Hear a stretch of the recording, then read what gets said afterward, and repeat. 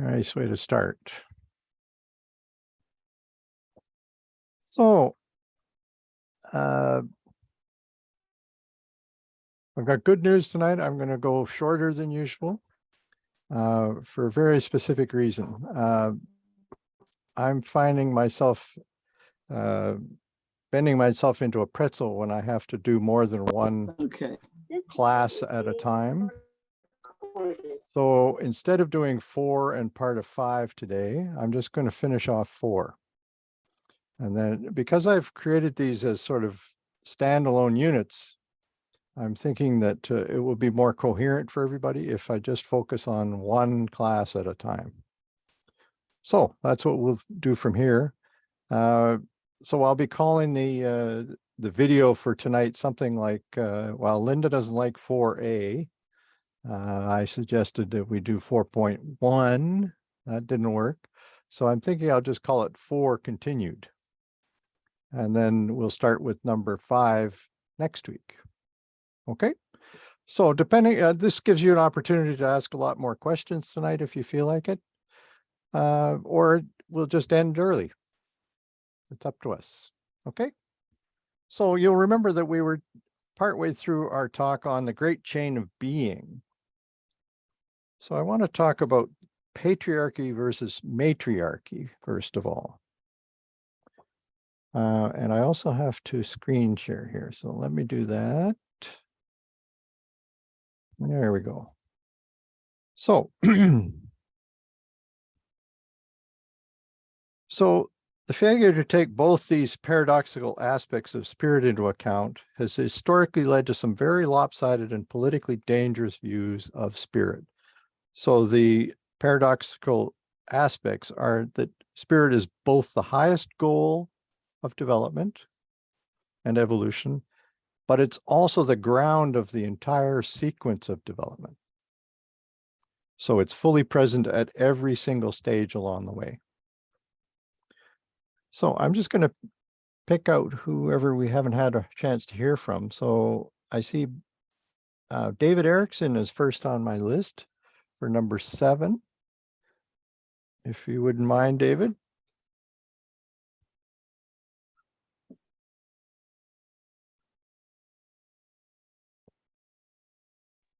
Just a minute.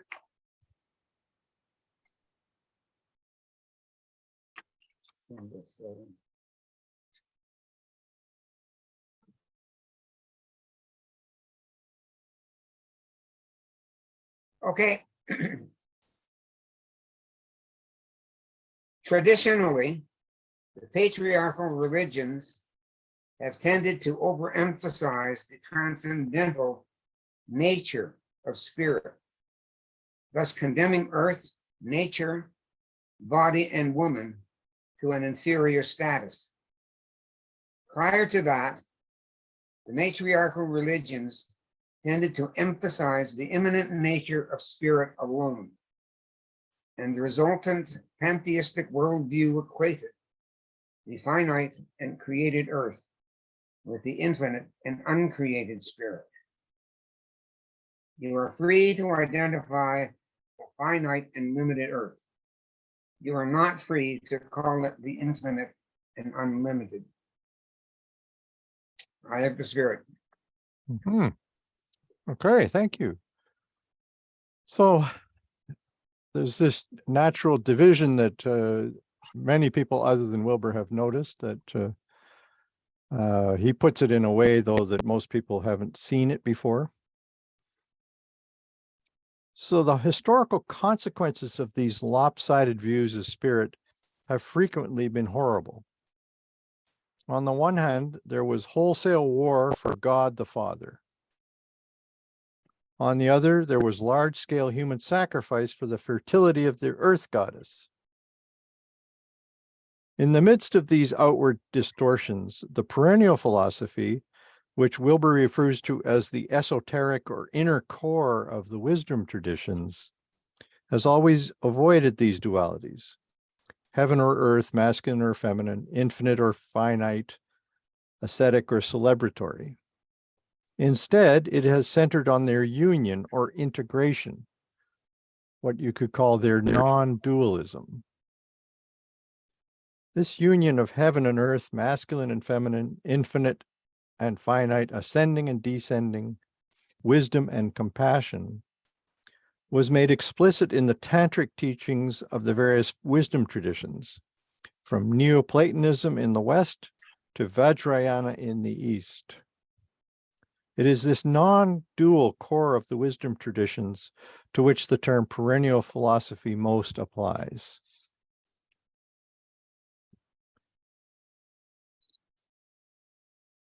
So, I don't know if I've showed this before. I don't think so. That's the cover of his journals from 1997. A number of limitations associated with the great chain of being as it was traditionally conceived were identified by Enlightenment, who were modern thinkers, and subsequently by postmodern thinkers. In order to bring the perennial philosophy into the modern and postmodern world, these shortcomings need to be addressed. Wilber strives to address these criticisms by reconceiving the great chain of being at an integral level.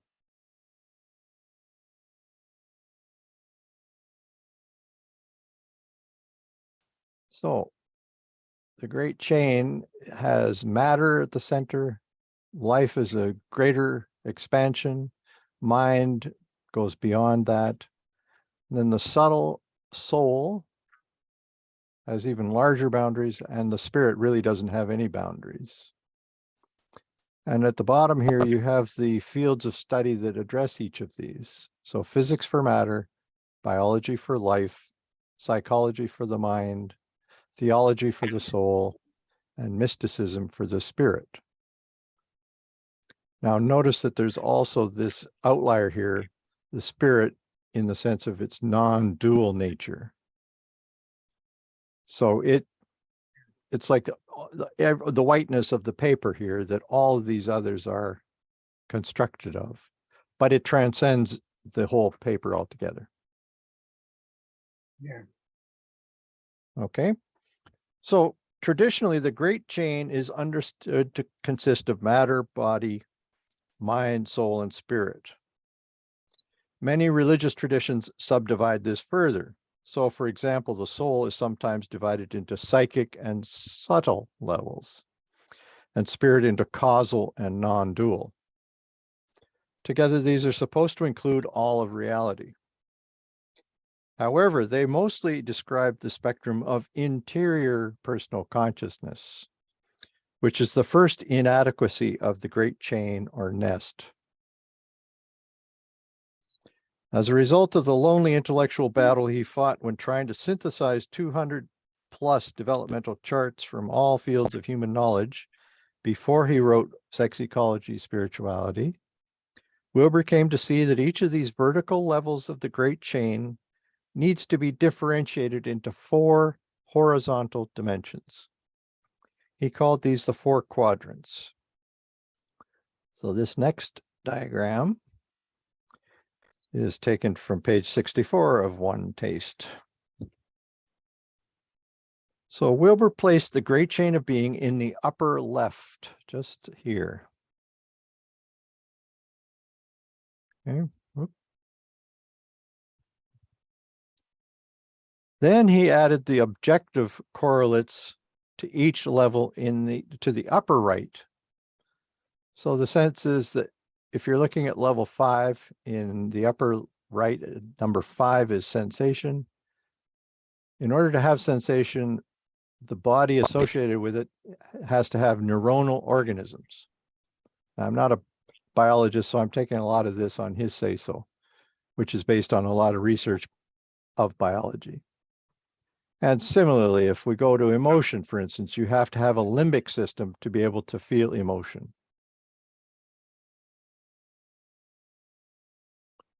So down below here, the intersubjective cultural backgrounds of each level are found in the lower left quadrant. So this is where human beings, well, all sentient beings communicate with each other and with levels above and below. And human beings do that more embracingly than just about anything else on the planet.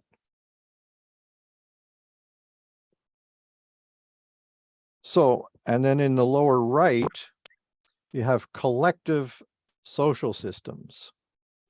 So you can see that you've moved from, let's say, number 7, which has groups and families, and it moves up to tribes, to villages, to early states and empires, and then to nation states. And now we're trying to struggle to become a planetary consciousness. So Wilber says that unless these 3 other quadrants are added to the great chain of being, he believes that it cannot withstand the blistering critiques that modernity has correctly leveled at it. So here are a few of the critiques he's referring to. Maybe Belinda can read this one. It's a bit long, but just take your time.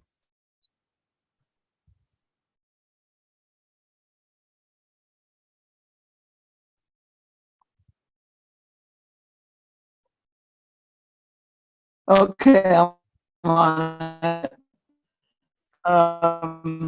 Oops, we've got problems with your audio. Too bad. So I'm not sure what's going on there, but we're getting a No. problematic sound. Try again. Just try again, Hello? Belinda. Can you hear me? Can Yes, you we hear me? can. Yep. No, forget it. No, it's Okay. good. Can you hear me? Yes. It's good. Very good. Can you not hear Okay. us?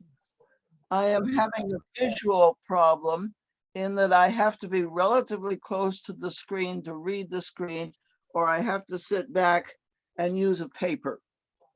Okay, why Right. don't you sit back? Reading 8, for example, the great traditions rarely understood that states of consciousness, upper left, have correlates in the organic brain, upper right, a fact that has revolutionized our understanding of psychopharmacology, psychiatry, and consciousness studies. Likewise, the traditions evidenced little understanding that individual awareness, upper left, is profoundly molded by both its background cultural worldviews, lower left, and the modes of techno-economic production, lower right, in which it finds itself. This left the great nest open to devastating critiques from modern biological science, from Marxists, from cultural and historical studies, among others, all of which demonstrated that consciousness is not merely a disembodied transcendental noumenon, but is deeply embedded in contexts of objective facts, cultural backgrounds, and social structures. The great chain theorists had no believable response to these charges precisely because they were deficient in these areas.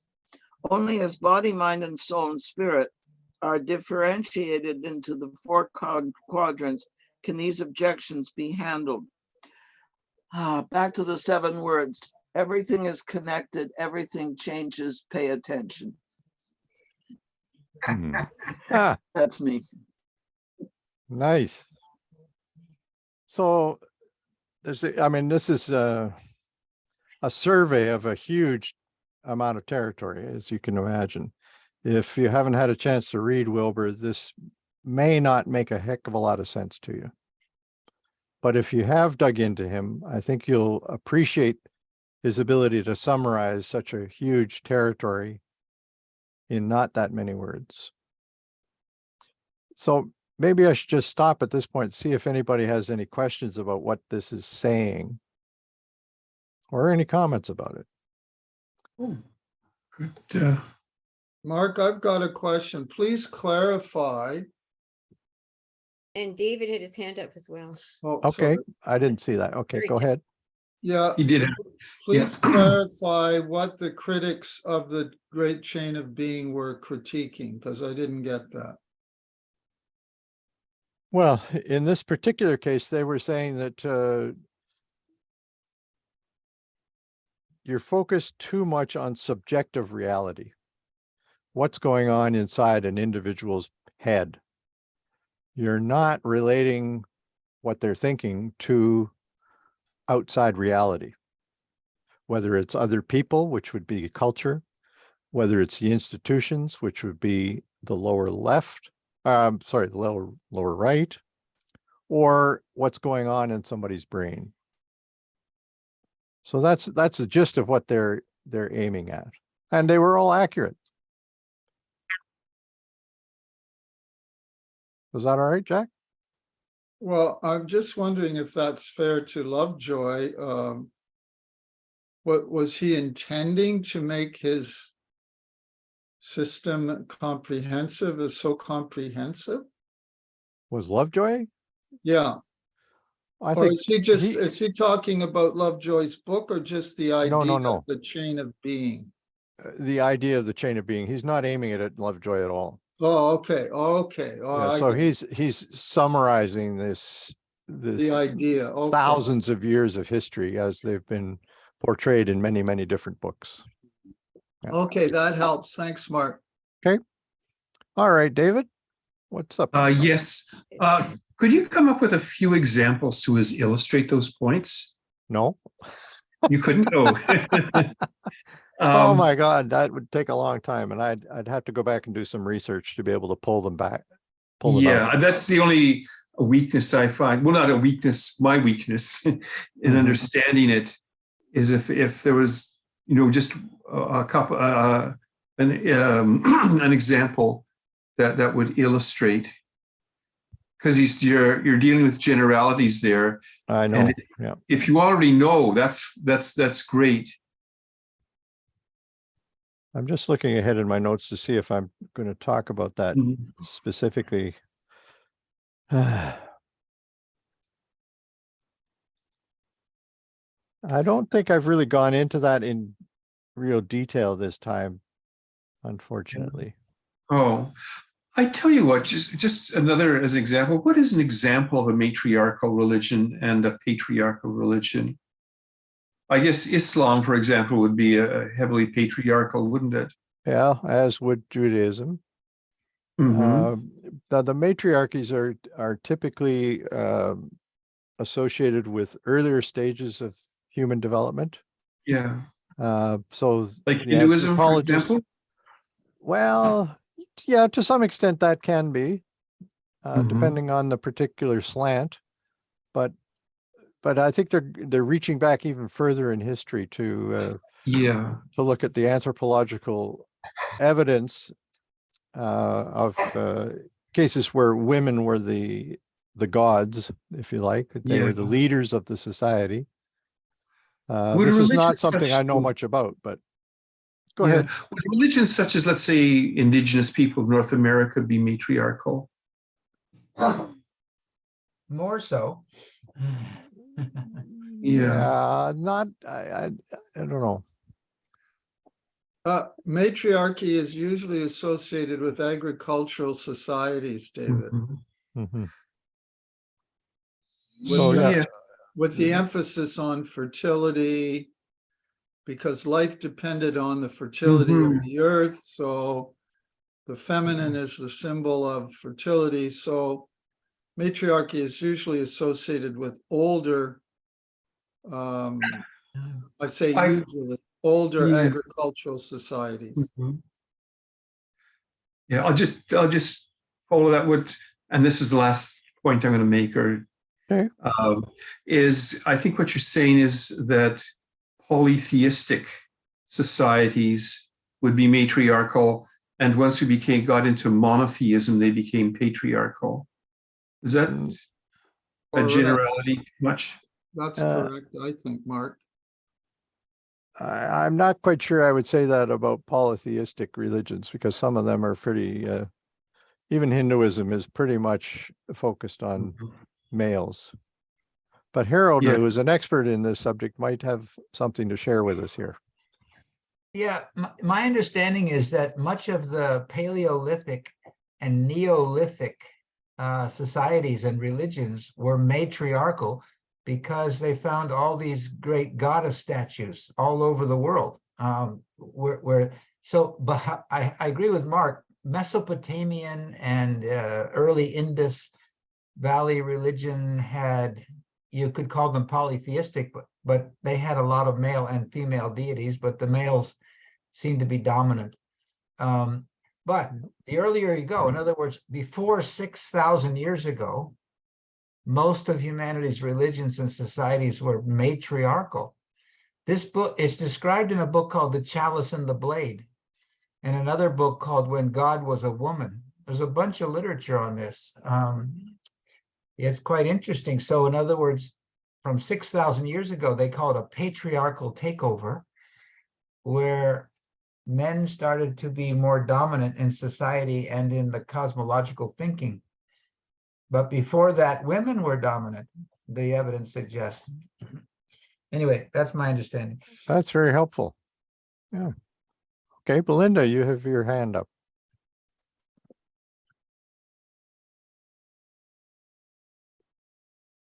You're muted.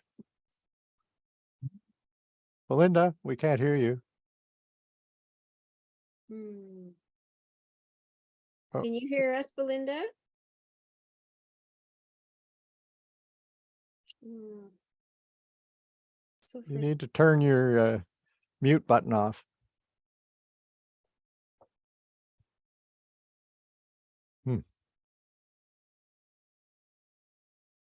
She forgot to unmute herself, looks like. Yeah.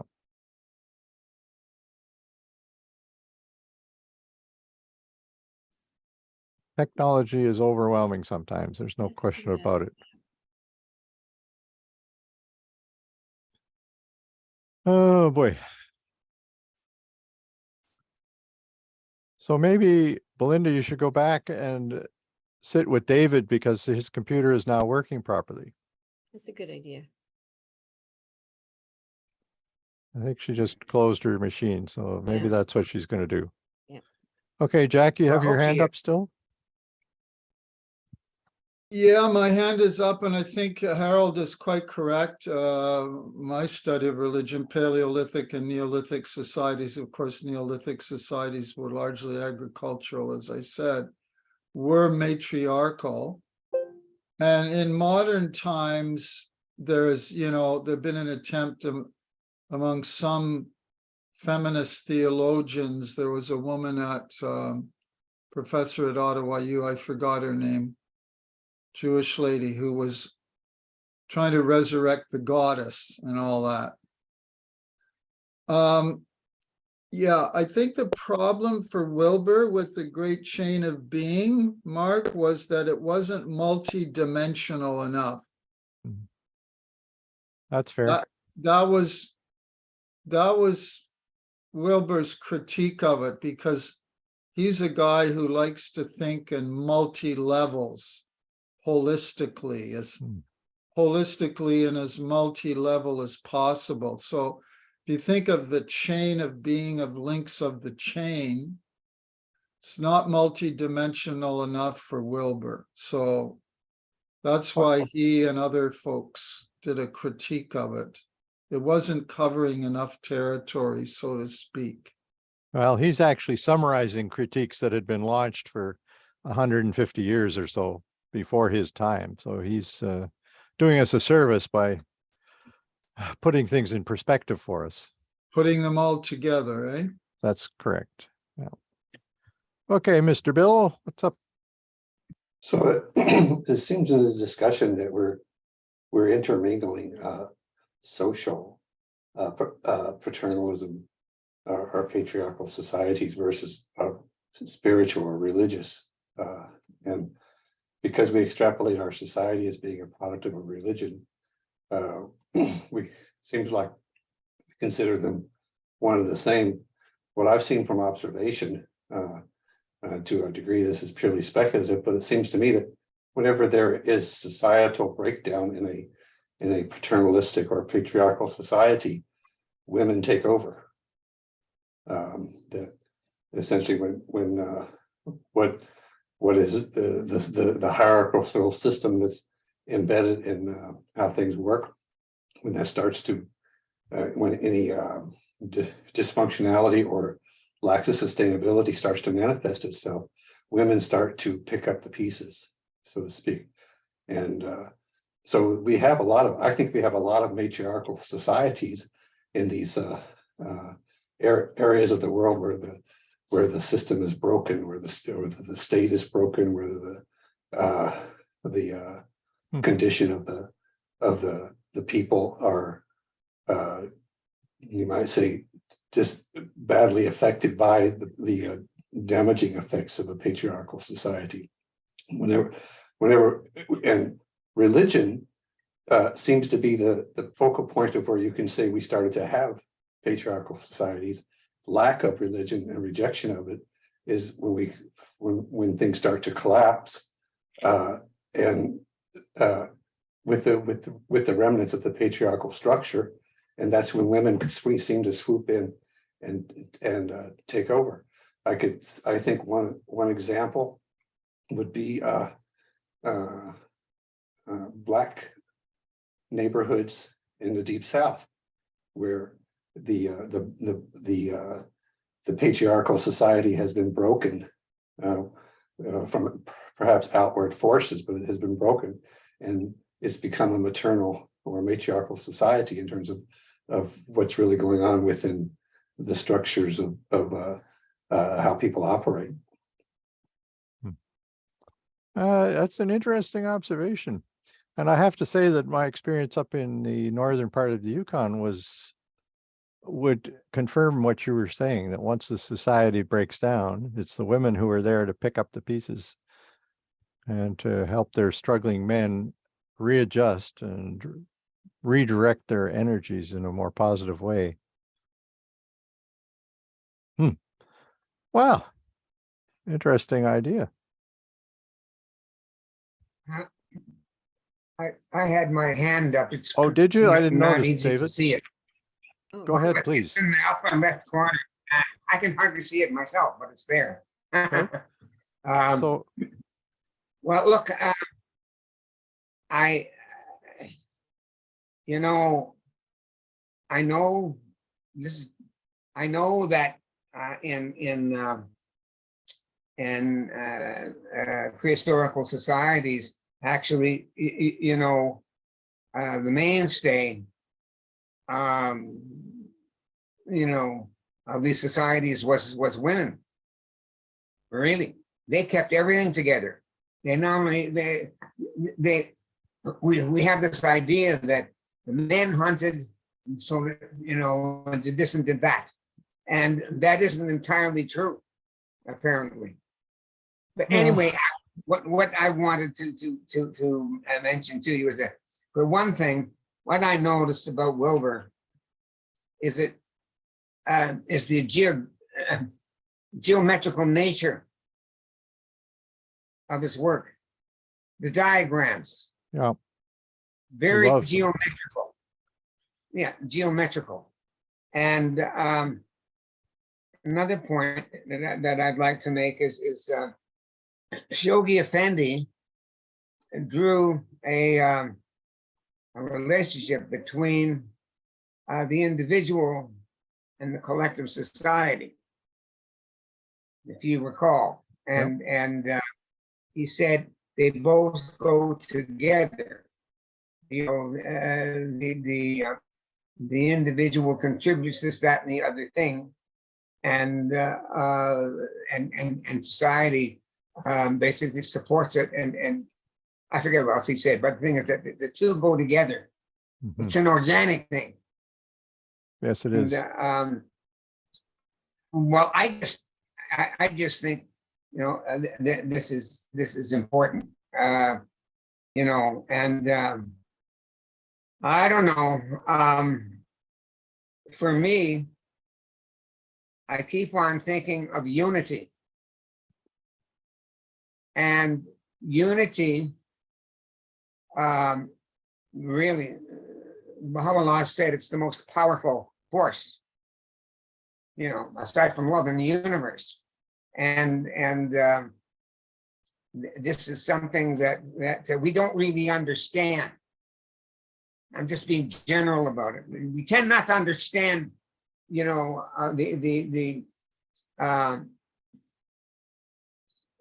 that's involved in unity. And I think that Wilbur attempts to show some of that in his, in his universal system. I think you're quite right. Yeah. That's one of the reasons I focus on him so much, is because he's able to shed so much light in so many unexpected angles of what's known about people. I feel my understanding of humanity is broadened in the process of reading him. Anyway, I have lots to talk about. I don't want to not finish tonight. So the first improvement that Wilbur is offering to the great nest of being is to expand from the upper left quadrant into 4. The second one is to include early development of human beings. This is not something that was done by most of the thinkers who were occupied with the great nest. The second improvement is to subdivide the level of mind itself in order to include the stages of its early development. He wants to include at least 4 major stages of growth of the mind. And I'm going to bring up, sorry, I got a screen share again. Here they are. Okay.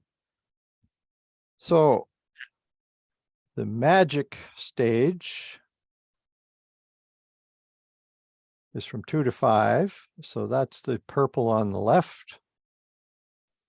The mythic is from 6 to 11. Okay, so actually he's combining sensory motor and pre-operational in his definition of magic.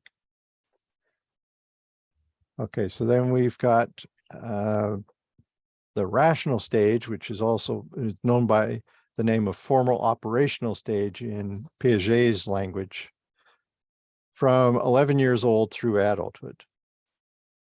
But now he adds a further stage that Piaget did not talk about, and he calls it vision logic, or integral aperspectival.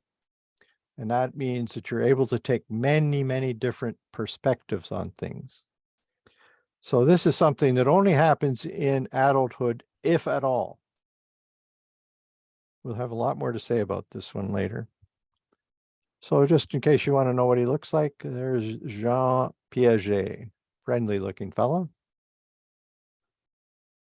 So the first 3 of these stages were discovered by Piaget, who was alive from 1896 to 1980. He was a Swiss psychologist known for his work on child development. Now, in this next handout, which we won't read, I'll leave it to you.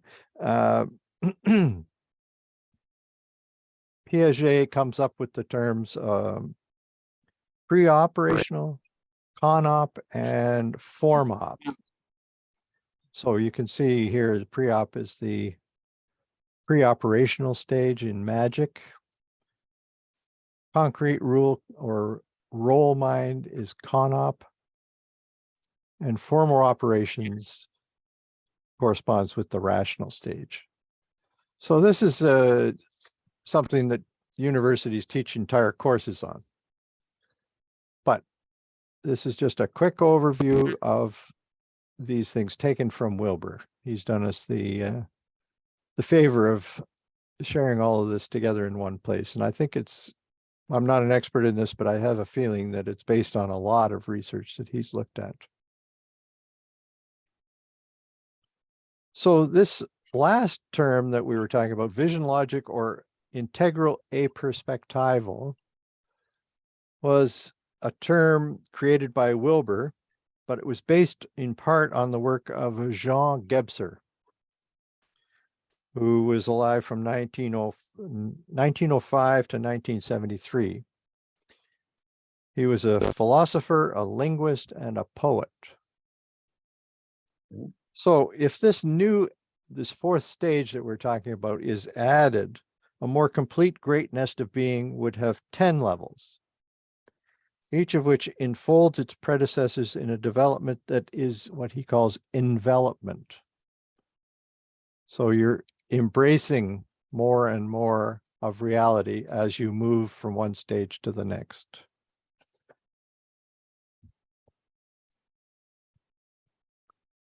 Okay, let's go back here. Now, in the traditional depiction of the Great Chain, matter, body, mind, psychic, subtle, causal, and non-dual, the mind level almost always meant the logical or rational function. Therefore, anything non-rational had to be placed on the higher trans-rational levels, because the earlier pre-rational stages of development were so poorly understood. These early pre-relational stages, pre-rational stages, can be described only by intense investigation of infant and child development, which is almost exclusively the contribution from the modern West. And that's going to lead us to number 9. So now, David Oak, would you be able to read this 9th one for us? Number 9. Okay, here we go. In other words, the traditional great chain in Christianity, Hinduism, Buddhism, Sufism, Taoism, or Taoism, I should say, paganism, godless worship, etc., was, and most definitely still is, open to massive pre-trans fallacies, because it has no way to differentiate between magic and mythic, from psychic and subtle. They all get placed in the transpersonal, transrational domain. This unfortunate confusion was responsible in no small measure for the Western Enlightenment's complete and total rejection of spirituality, since so much of it and the great chain was obviously full of dogmatic magic and myth. The West officially tossed the bathwater of pre-rationality, but it also unfortunately tossed the trans-rational baby with it.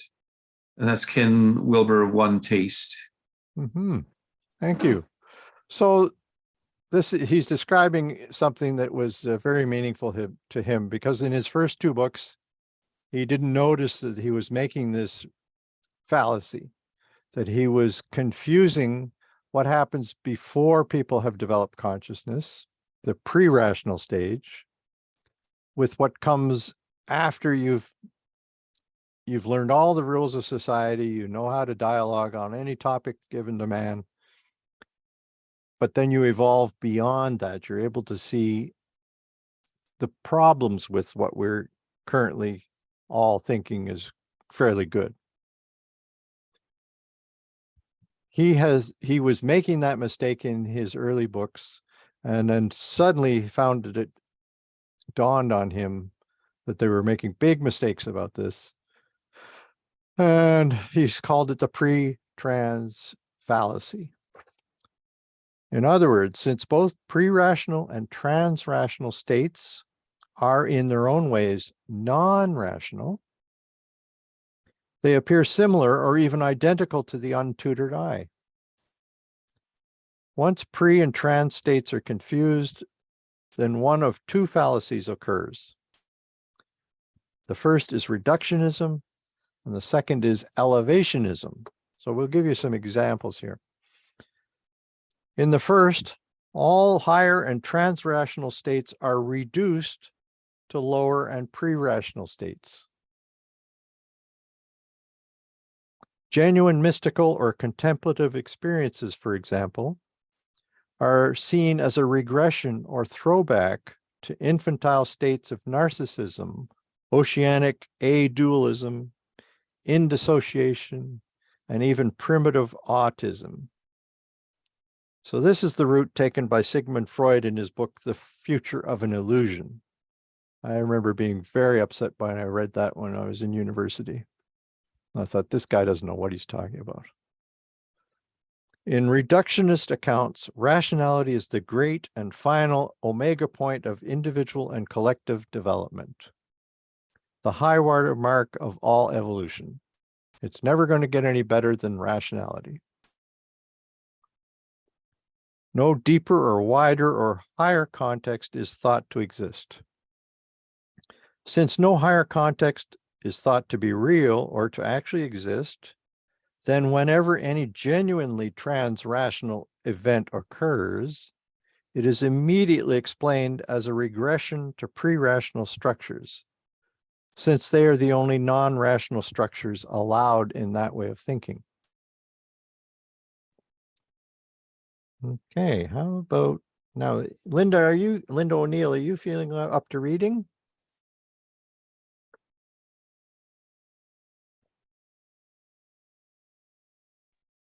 Yes. Okay, so that would be number 10 then. Thank you. The superconscious is reduced to the subconscious. The transpersonal is collapsed to the prepersonal. The emergence of the higher is reinterpreted as an eruption from the lower. All breathe a sigh of relief, and the rational world space is not fundamentally shaken by the black tide of the mud of occultism, as Freud so quaintly explained it to Jung. Ken Wilber, Sex Ecology, Spirituality. Yeah, the black mud. Oh boy. Okay, so the other mistake that people who get involved in pre-trans fallacies is elevationism. On the other hand, if one is sympathetic with higher or mystical states, but one still confuses pre and trans, then one will elevate all pre-rational states to some sort of trans-rational glory. The infantile state of primary narcissism, for instance, is seen as an unconscious slumbering in mystical union. According to Wilber, I'm not sure I agree with this, Jung and his followers often take this route. He feels they are forced to read a deeply transpersonal and spiritual status into states that are merely undissociated and undifferentiated, and actually lacking any sort of integration at all. They're just occurring too early on in the process. In the elevationist position, the transpersonal and transrational mystical union is seen as the ultimate omega point. Since egoic rationality tends to deny this higher state, then egoic rationality is pictured as the low point of human possibilities, as a debasement, as the cause of sin and separation and alienation. I think, how about Jennifer? Number 11. When rationality is seen as the anti-omega point, so to speak, as the great antichrist, then anything non-rational gets swept up and indiscriminately glorified as a direct route to the divine, including much that is infantile and regressive and pre-rational. Anything to get rid of that nasty and skeptical rationality. And I think there's probably some elements in New Age thinking that would qualify as elevationism. Not all, but some. So Freud was a reductionist, Jung was an elevationist, the two sides of the pre-trans fallacy. Wilber's point is that they are both half right and half wrong. A good deal of neurosis is indeed a fixation or a regression to pre-rational states, states that are not to be glorified. On the other hand, mystical states do indeed exist, beyond, not beneath rationality. And those states are not to be reduced. Okay, so that was the second improvement he would make to the great chain. The third is to include awareness of psychopathologies. Because the traditional great chain thinkers had a poor understanding of the early infantile stages of human development. Sorry, I'm getting dry. They also failed to grasp the types of psychopathologies that often stem from complications at these early stages. To be specific, Wilber has found that problems at stages 1 and 2 can lead to psychosis. Problems at stages 2 and 3 can result in borderline and narcissistic disorders. And problems in stages 3 and 4 may produce psychoneurosis. Western depth psychology has amassed compelling evidence for these pathologies and their genesis. The great chain desperately needs to be supplemented with these findings. How about Harold for this number 12? As it is, every time the great chain theorists were confronted with a case of mental madness and lacking an understanding of the pre-rational stages, they were forced to assume it was a wild descent of trans-rational God, whereas it was, more often than not, a frightening resurgence of pre-rational id. These poor deranged people were rarely God-intoxicated. They were borderline basket cases. Treating them as God realized is right up there with sacred cows, and it did nothing to assuage modernity's suspicion that all of spirituality is a nutcase. If babbling idiots and cows are enlightened, why listen to Eckhart and Teresa and Rumi either? He really went to town on this idea. So beginning with the spectrum of consciousness in 1977, Wilber has augmented the list of the stages of human development recognized by the wisdom traditions with the stages discovered by modern psychology. So he's blending the two. Each of the transition points between the stages, Wilber calls fulcrums. Each of them presents the very real prospect of failing to negotiate its complexities. They're like an initiation, a test that you can fail as well as pass. He has identified the pathologies associated with all 9 of the major transitions. In addition, he has linked each pathology with a specific psychological treatment. Fully 1/3 of his most recent book, The Religion of Tomorrow, is devoted to a detailed explanation of the dysfunctions and modes of treatment.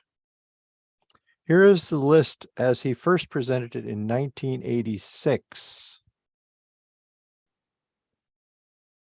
So, these on the far left are the basic structures of consciousness, and he's numbered them to make it easy.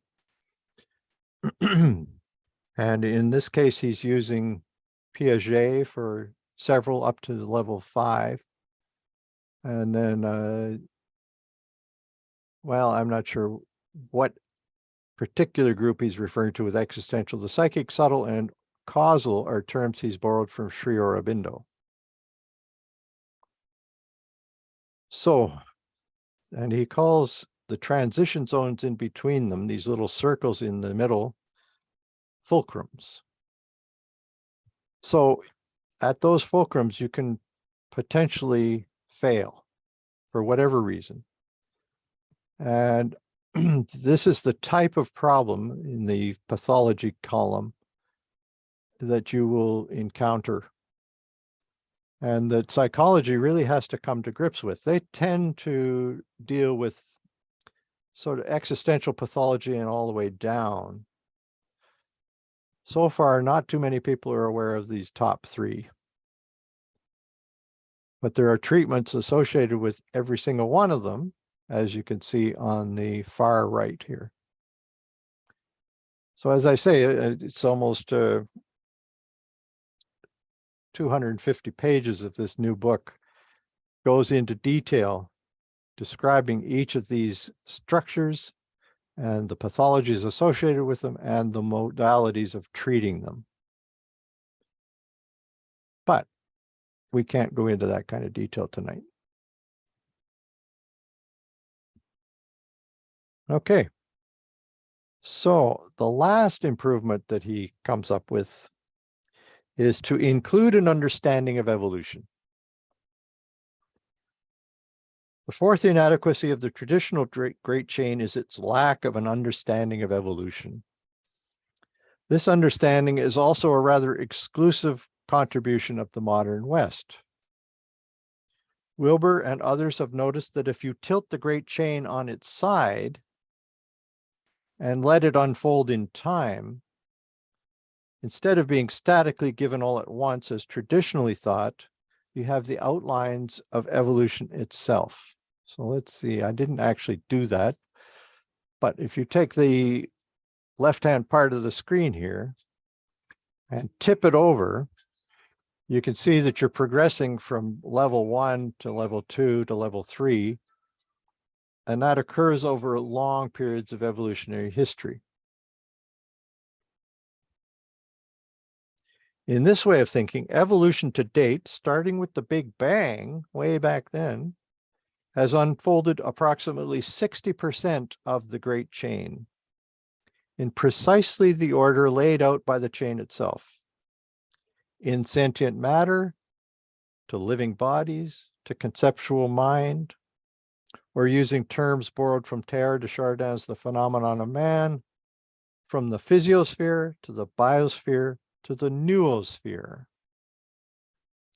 All we need to do is see that the great chain does not yet exist in full, but rather evolves or develops over long periods of time, with each of the levels emerging through, not from the lower. Despite what Western biologists say, nobody really understands how higher stages emerge in evolution, unless we assume it is via eros, which is the Greek term for love, or what Wilbur calls spirit in action.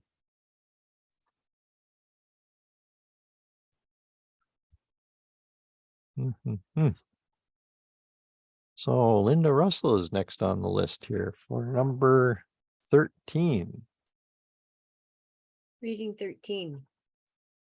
The point is that once the great chain is plugged into an evolutionary and developmental view, it can happily coexist with much of the God of the modern West, namely evolution.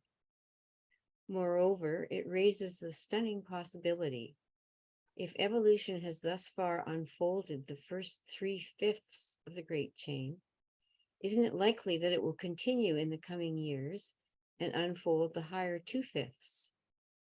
If that is so, God lies down the road, not up it. Spirit is found by going forward, not backward. The Garden of Eden lies in our future, not in our past. Wow, that's a very positive view. Makes perfect sense from where he's coming from. I'll be curious to see how you react to that in our comments in a few minutes. I'm almost finished. So to summarize, those are the 4 inadequacies of the great chain of being that have prevented it from being accepted by modernity. To repeat, it doesn't cover the 4 quadrants. It doesn't take early pre-rational development into account, thus leaving it open to pre-trans fallacies. It doesn't understand early pathologies, and it doesn't grasp evolution. So the last reading goes to Kim Smiley.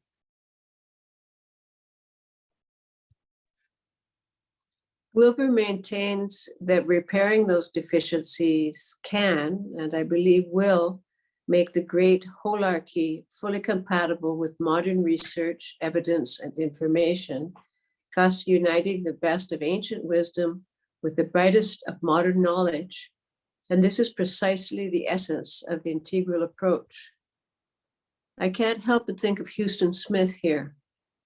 The great chain is his legacy, the one idea that he has fought the hardest to introduce into the modern world. But if the great chain is indeed to survive, it will have to be in this refurbished and reconstructed and integral form from one taste. Okay, thank you. Mark, could you just explain who wrote the first paragraph? Is that you or who's No. saying? No, I put the first 3 words in, but the rest is straight Wilbur.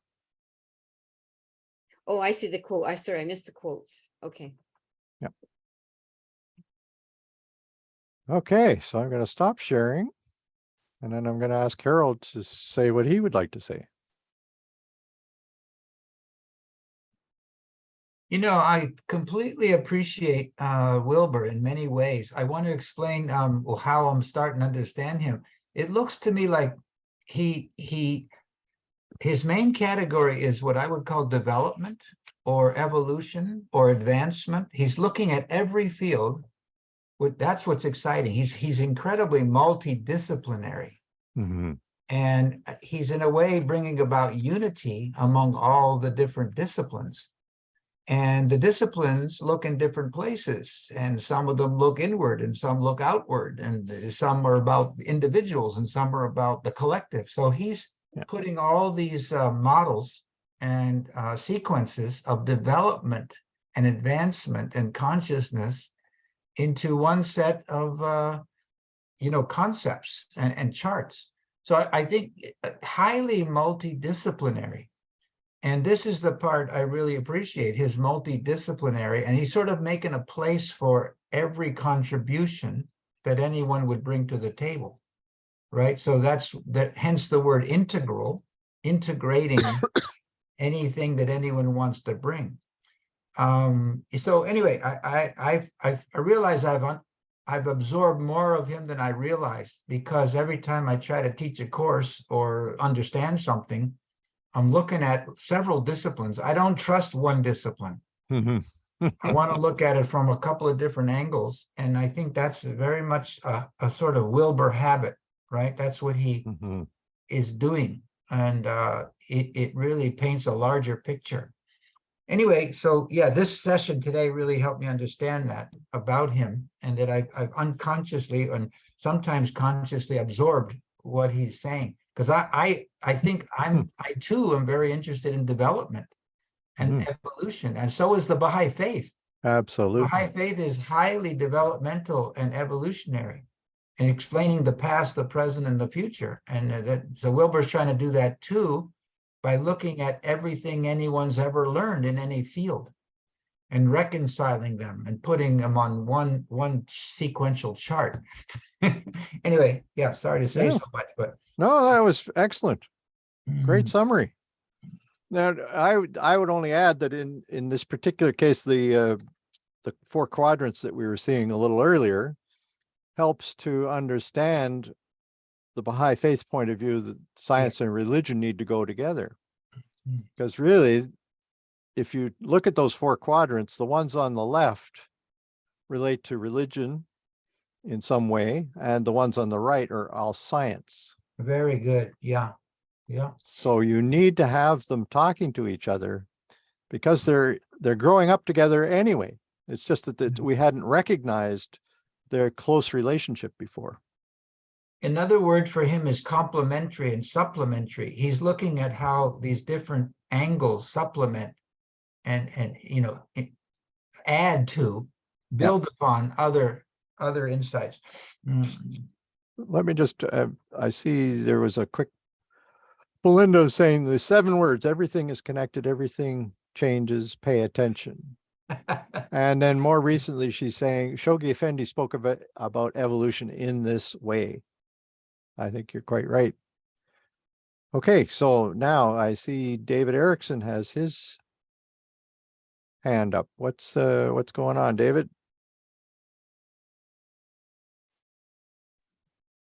What's going on? I haven't the slightest idea. But anyway, with reading 13, what it reminds me of, is really the Baha'i faith, because if from a Baha'i point of view, if you really look at it, this to me is what Wilbur is getting at. Isn't it likely that it will continue in the coming years and unfold the higher 2/5? If that is so, God lies down the road, not up to it. Spirit is found by going forward, not backward. The Garden of Eden lies in our future, not our past. Well, for me, this is what the Baha'i, this is what Baha'u'llah's teachings are all about when it comes to to his world order, and I don't know. I just feel that for me, it's a little bit more simple. For me, heaven and earth, the symbolism of heaven and earth, to me, in this revelation, particularly in this revelation, heaven and earth are joined. They go together. And that so much more of human knowledge is going to come about through the spiritual realm. So that, see, once again, the references to unity. So really, that Garden of Eden, for me, is really the world order of Baha'u'llah. Mhm. Order of Baha'u'llah. It makes perfect sense to me. Yeah, and if you want to, look at the world center, and the gardens around it, and the concentric circles that go up to 9 or something, and this is all symbolic, but it's also very true with regard to the future of the religion and the future of humankind. I think it's very important. I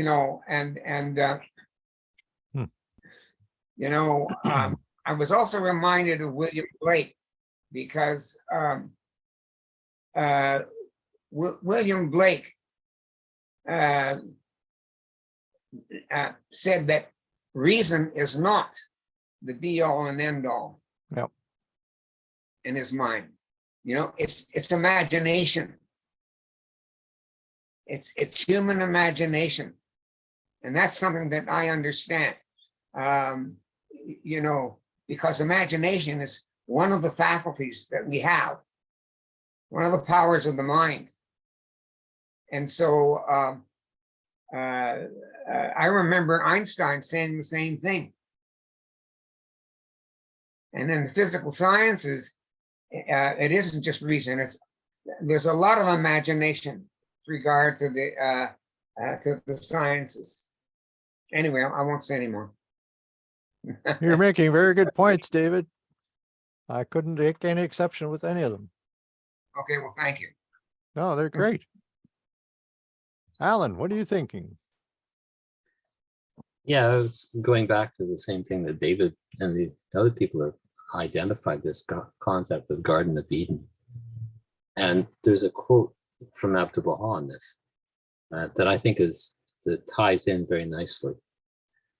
Abdu'l-Baha, this is from selections from the writings of Abdu'l-Baha. He said, "The Lord of all mankind hath fashioned this human realm to be a Garden of Eden, an earthly paradise, if, as it must, it findeth the way to harmony and peace, to love and mutual trust, it will become a true abode of bliss, a place of manifold blessings and unending delights. Therein shall be revealed the excellence of humankind. Therein shall the rays of the sun of truth shine forth on every hand."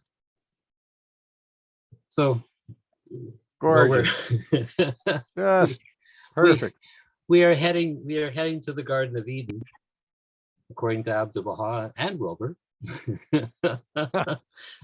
But the road might be a bit rough in between there and here. Oh, sure. Yeah. Nice. Okay, Bill, what are you thinking? I have a question. What do we see as as we become aware of the nature of human evolution through the Baha'i faith or through explanations which give us some insight from people like Wilbur, what's the relationship between that awareness and the evolution itself?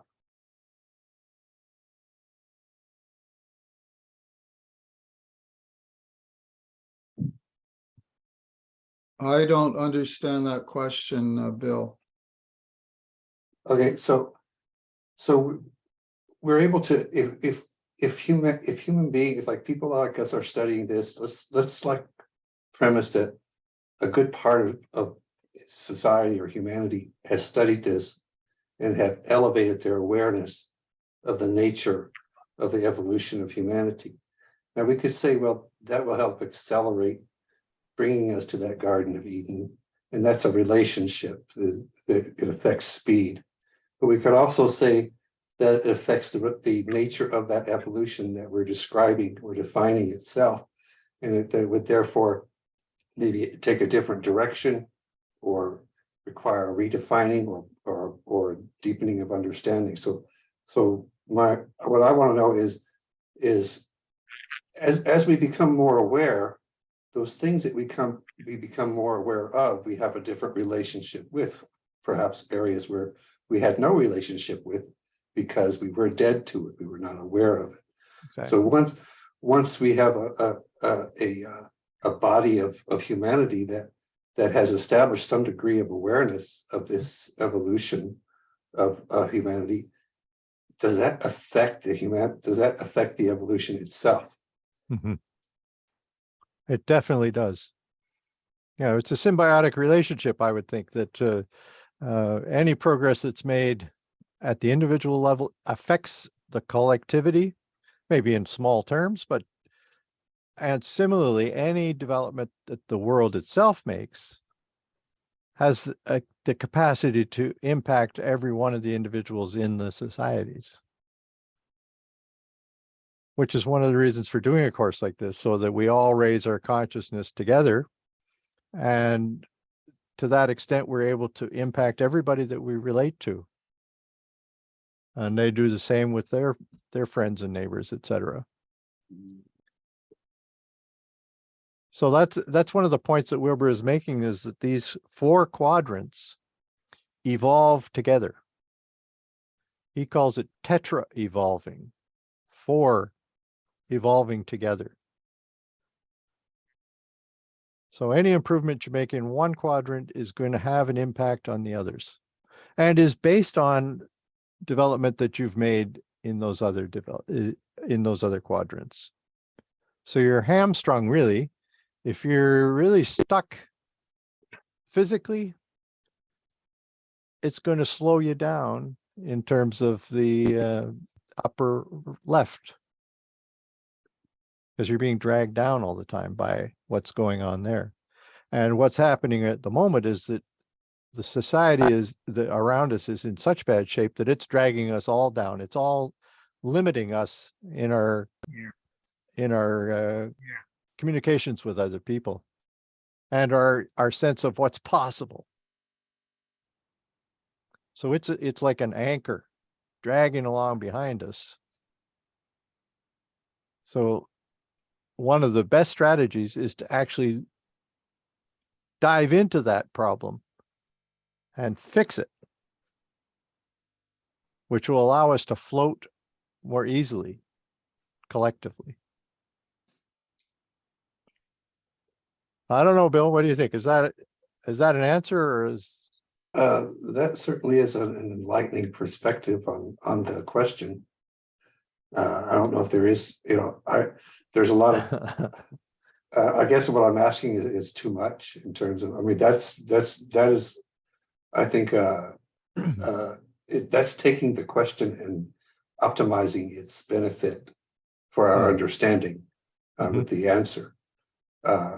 But I'm kind of wondering how that if we are understanding something and that understanding gives us the ability to change the realities that we are in, then is that understanding that we have itself become obsolete and need to be re-understood and in other words, what is there an integral growth process so that as we grow in our awareness, we also grow in our perception of what we don't know, and how does what we do know help take us beyond that? And that is that evolution. And if that's evolution, is there any way of knowing which way that's going? Well, I think one of the things that's clear from Wilber is that we get a sense of the direction of evolution, right? I mean, in terms of moral development, for instance, it's going from egocentric to ethnocentric to world-centric, and then he would say cosmocentric. And the cosmocentric includes all sentient beings, not just human beings in the world. So that's the general direction, but the specifics are something that we have to experience ourselves.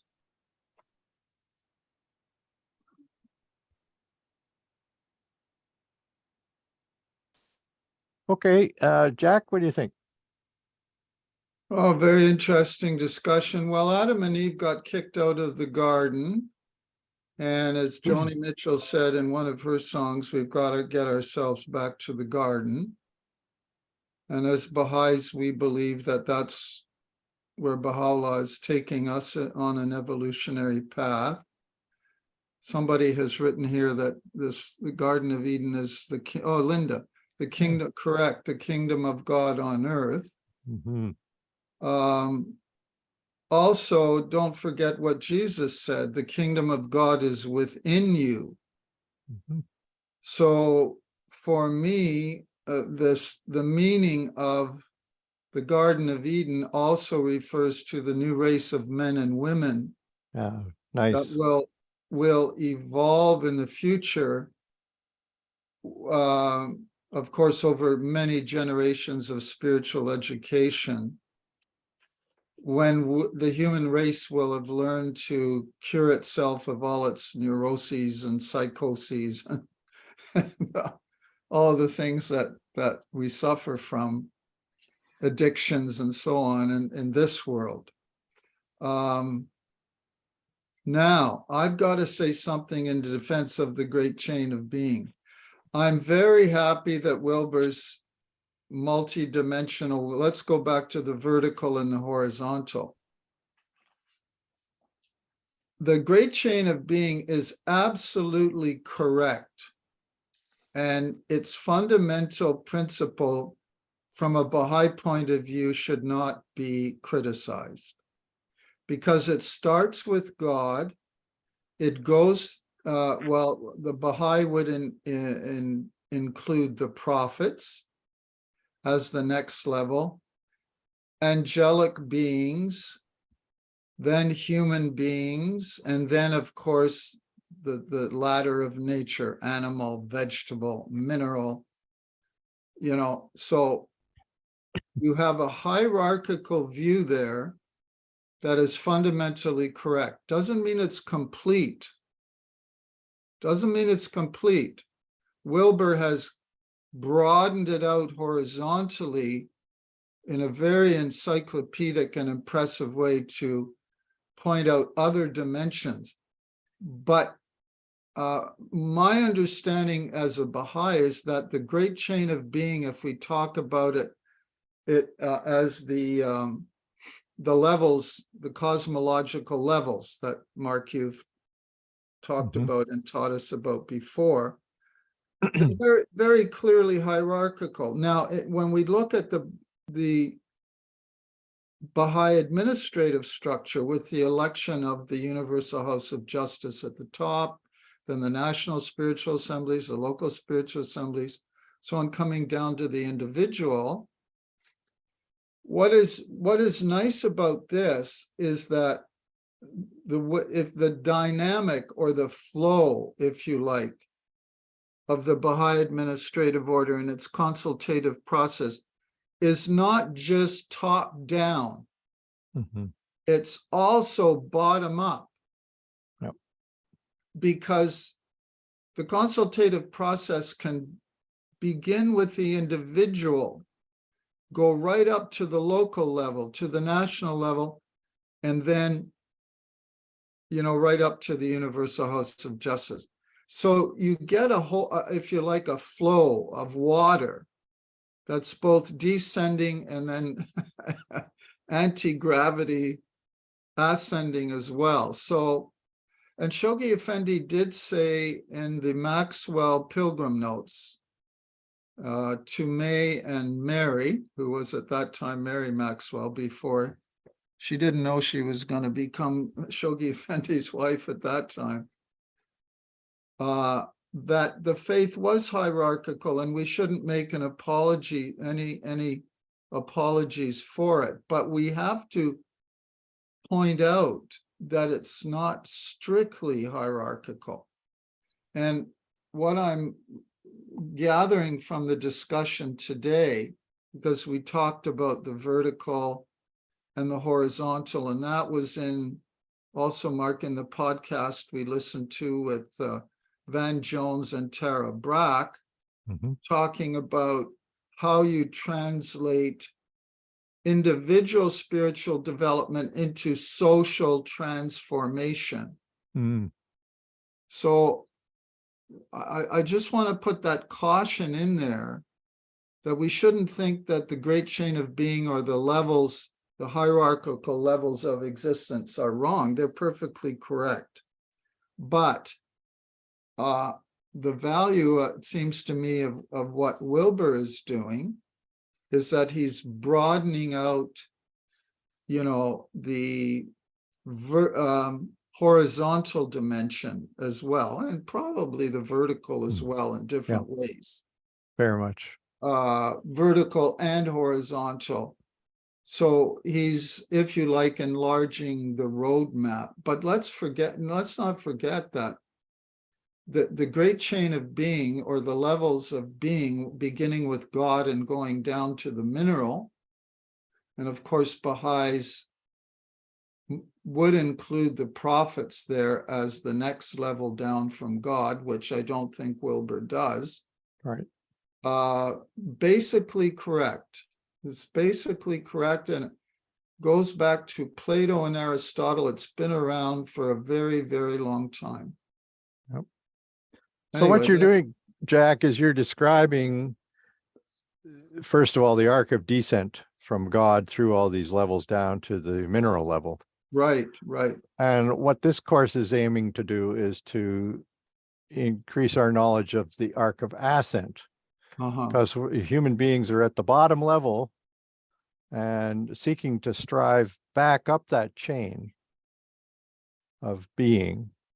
So how do we go about doing that? What are the prospects? What's the geography of that look like?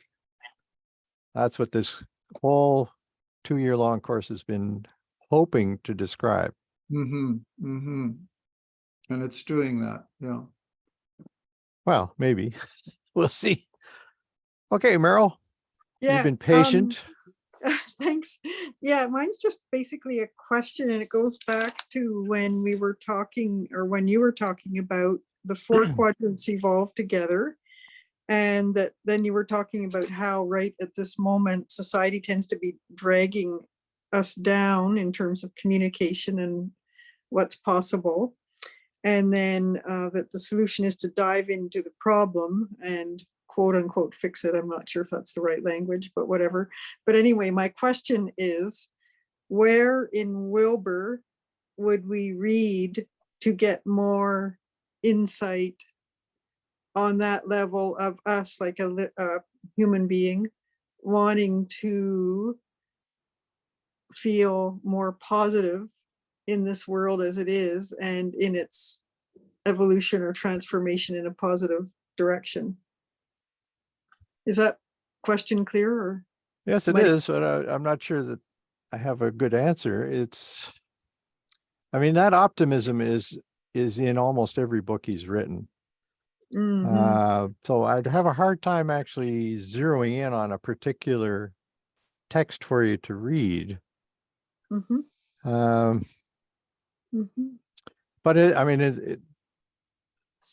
I think they've put out a paperback copy of The Religion of Tomorrow finally, so it's less expensive.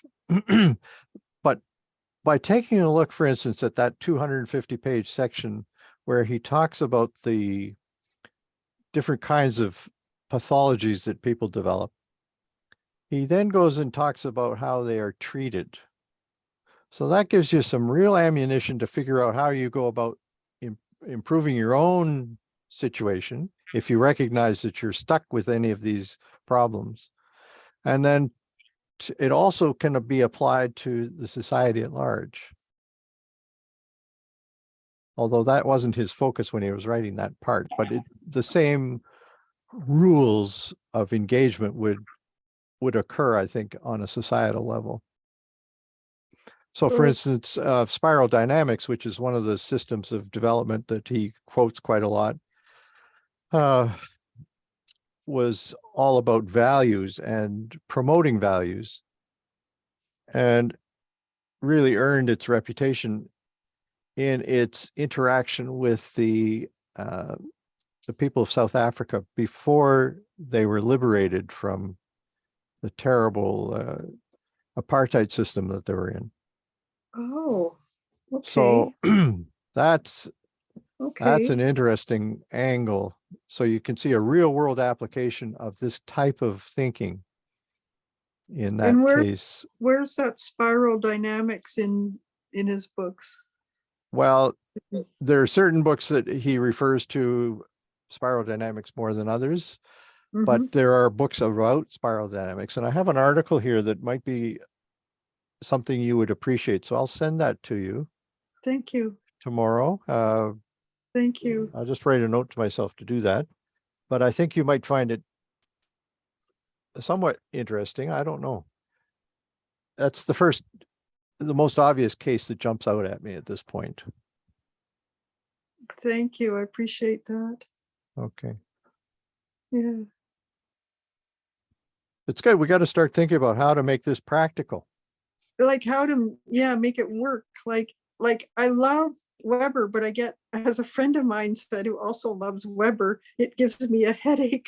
Yeah, I've had a few of those myself. Mark, call on Linda. Yeah, I'm hoping to do that now. Linda has her hand up. This is one of the rare occasions. Well, actually, I just wanted clarification of something that Belinda put in the chat. Okay. She says that Shogi Effendi spoke about evolution in this way. In the process of growth of an entity, the early stage must be integrated into the next, and following stages not discarded or abandoned or invalidated. Belinda, where is that from? I find that very interesting that he said that. Or are you paraphrasing, or? Okay. I'll try to speak. Can you hear me? Yes. Oh. She's having problems. Sorry, okay. I forgot about your sound issue. Yeah.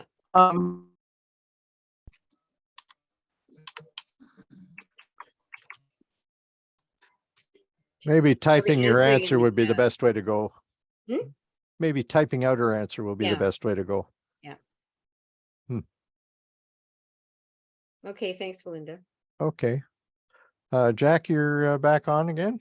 I'm back on because I want to give Meryl hope that spiral dynamics, Wilbur developed the theory. He didn't originate it, but it's also applied in business practices and management.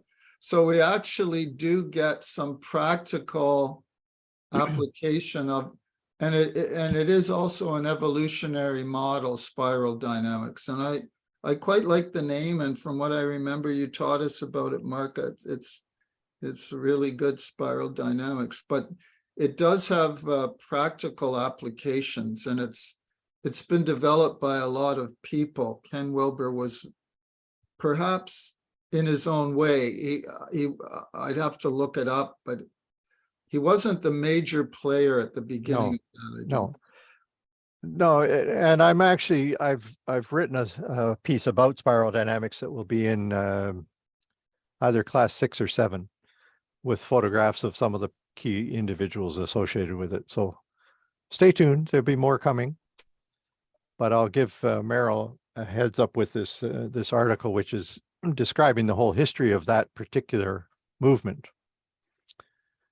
Well, look at that. We went for 2 or an hour and a half on only 8 pages of material. So less is more, as Linda keeps telling me. She's constantly saying, come on, shorten it. So I guess I should listen to her. But anyway, so what we're going to do next week is we're going to take a look at Buddha. We're going to look at Wilber as a Buddhist, which is a different angle than most people are familiar with. And having done this section of the course on Buddhism, I think you'll understand it pretty well. His explanations are crystal clear. It's a wonderful asset to have because Buddhism can be mystifying. Mark, I've got one last question for you. Okay, sure. Maybe too big for the end of the evening, but wow. What is Wilber's, Xai's got one too. What is Wilber's solution to the developmental problems that we experience as individuals, whether our emotional pain, our neuroses, our tests and difficulties, whatever it happens, our psychological impediments, whatever the heck it happens to be? Yeah. Is his solution for all of that simply meditation, or what? Absolutely not. No? Absolutely not. And that's why I showed you that chart with the fulcrums and the pathologies and the treatments. So he's saying one of the problems that we have in the society at this moment is that we don't appreciate the nature of the problem. Yeah. I'm all choked up. Sorry. I've got a tickle that won't quit. Sorry. So he's, from day one, he said, look, the different kinds of psychology are there for a reason. You need to use those that are appropriate to your particular situation. And so he feels it's important for psychologists to be able to triage somebody when they come into the office, to understand the nature of the problem that they're facing, and then to recommend them go to see such and such a type of psychologist. Because you may not have something that a psychiatrist is able to handle. You know, it may be a spiritual problem that you have, for instance. I've been drinking water all day.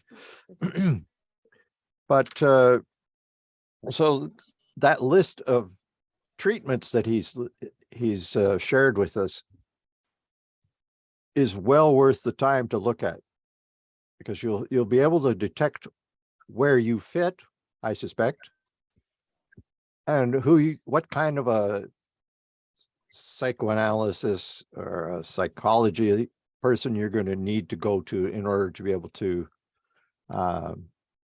make progress beyond that. I think that's why he's emphasizing it so much in that book of his. Sai, what's on your mind? Well, I was actually wondering, it's good that you slowed it down a bit, because last week there's times when people are commenting and I don't know if it goes off track or but it's all very interesting. But I find I hold back because, you know, you want to stay on Ken Wilber.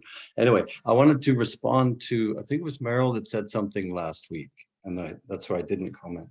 But it was to do, I think she had posed the question of, don't we like move our trust into God? I think, and I don't know what precipitated the question like that. And it's weird because this jumped off the page the next day from one of these world order books. Oh yeah. I love these because I got lucky. I was at the library and they're basically giving them away.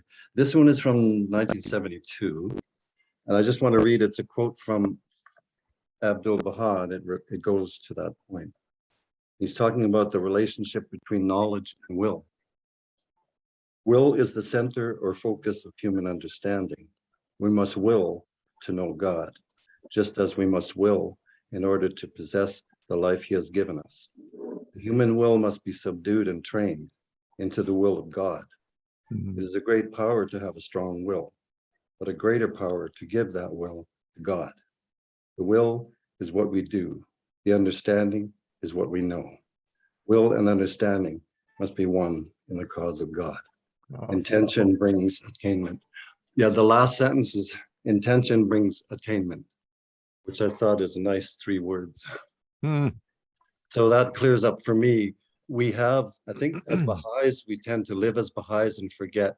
It almost becomes second nature that we're doing everything through, for God, and it doesn't get talked about. But as we live, we are, as just the way I feel, is as a Baha'i, you're kind of, without saying anything, you're always doing what you do for the cause. So it might get missed sometimes. Oh boy, what was the author's name of the article you were reading from? So yeah, the author was Daniel C. Jordan. Oh, and it's Knowledge, Volition, and Action: The Steps to Spiritual Transformation. Wow. And I found a lot of articles. I'm looking into that spiritual transformation, and there's so many in these little books, and they're only a few pages, so they're really, really handy. I enjoy them quite a bit. Well, that's certainly a relevant quotation that you shared with us. Wow. I wouldn't mind actually having that. Would you be willing to type that up and send it to me, and then I could share it with everybody? Or is it something, not the whole article, just the piece that you read? Or take a picture of it and So that's a quote from Abdu'l-Baha, is it? I'm muted again, am I? No, you're okay now. Okay. Yes, I'll just read what it prefaces. A pilgrim to Akka reports, that's what Abdu'l-Baha said, but I think, I know what it is. This person, it's quoted down here as with Julia Grundy. Yeah, Julia M. Grundy, 10 Days in the Light of Akka. Yeah. That's where the quote comes from. Interesting. Yeah, I'll scan it and send it off then. Okay, that'd be great. And I'll share it with everybody. Okay. That's a great one. Funny how they jump off the page, and I wasn't even looking for it. Yeah, there you go. Well, the title of the article is a great one too. Well, folks, I think, oh my goodness, we're 8 minutes after 9. So we've run a little long, but I think it was a productive evening. I hope you'll agree. And so we'll continue with number 5 next week. How about that? Mark, so take care of yourself. Yeah, before we go, I appreciated your response to my question, but it occurs to me that the level of sophistication and diagnostic skill it would take to put the individual into the right kind of treatment is something that's only going to evolve after, the spiritual evolution of mankind takes place. In other words, I think that kind of diagnosis will happen when the human race attains spiritual maturity, and we have. I can't see that happening now at our present stage of evolutionary development, but it certainly I think can happen in the future. Well, it makes me think as you're speaking, Jack, that what we're really looking for is to develop integral psychologists who know about all the different options that are available. I mean, right now they zero in on psychoanalysis or behavior modification or whatever it happens to be, or they're specialists in schizophrenia, but they don't know much about any of the other sections that are addressed by psychology. So we need people who are generalists, but at a deep enough level to be able to diagnose somebody as having this particular type of problem to be able to shunt them off to the right specialist. So I suspect there are people right now trying to become that type of an integral psychologist. I don't know that it'll be that long before we have some. Hopefully. Anyway, I guess that's it. We'll say goodnight. Okay, all right. Thank you, Mark. Bye. Take care of everybody. yourselves, Bye. everybody. Night, everybody. Night. Thank you so Hey. much, Linda.